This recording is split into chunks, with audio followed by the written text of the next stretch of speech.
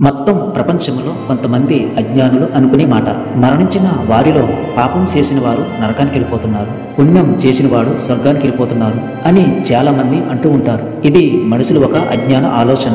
ఇవి మనుషులు కల్పించే మాటలు. మనుషులను సృష్టించిన దేవుడు ఏం చెప్తున్నాడు? దేవుడు బైబిల్ గ్రంథంలో ఏమి రాయించాడు? మరణించిన వారు 3 చోట్ల ఉన్నారు.